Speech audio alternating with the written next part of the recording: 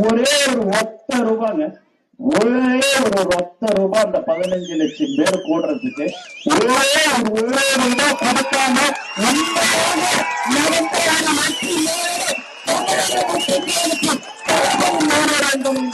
தெரிவிச்சுங்க. எனக்கு நான் 1 மாசம் 1.5 மாசம் இங்க நான் தங்கியிருந்தேங்க. எனக்கு விழுப்புரத்துல இருந்து அந்த ஹோட்டலுக்கு சாப்பாடு எடுத்துன்னு வருவாரு ஒரு தம்பி அரவிந்த்னு. இங்க நான் அரவிந்த நான் பார்த்தேன்.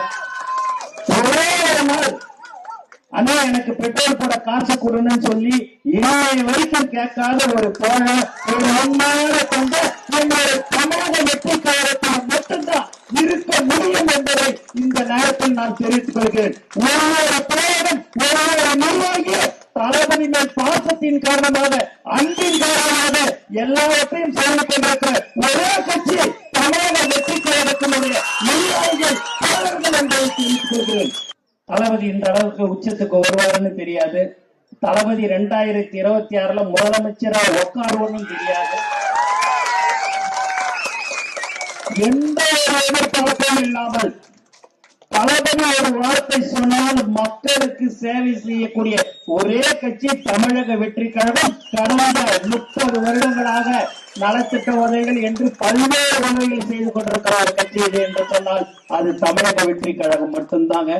விலையில்லா விருந்தகம் பல்வேறு மாவட்டங்களில் 27 மாவட்டங்களில் நடைபெற்றுக் கொண்டிருக்கிறது.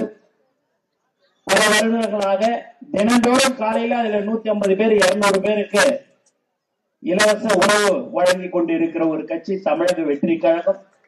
இங்கே தளபதி பயிலகம் இங்கே நடைபெற்றுக் கொண்டிருக்கிறது. ரமேஷுடைய மனைவி அவர்கள் இந்த பயிலகத்தை நடத்தி கொண்டிருக்கிறார்கள். அந்த இடத்துக்கு நான் வரும்போது பார்த்து கொண்டு இருந்தேன். இந்த இடத்துக்கு நான் வந்திருக்கிறேன். இன்னைக்கெல்லாம் இப்பதான் நீங்க பாத்தீங்க அப்படின்னா எங்களுடைய தளபதி அலுவலகத்துல பனையூர்ல விடிய 3 மணி 4 மணியா இருந்தாலும் பார்த்துட்டு தான் போற ஒரே ஒரு தொண்டர்கள் இருக்கிறார்கள் என்று சொன்னால் அது தமிழக வெற்றி கழகத்துல மட்டும்தான்.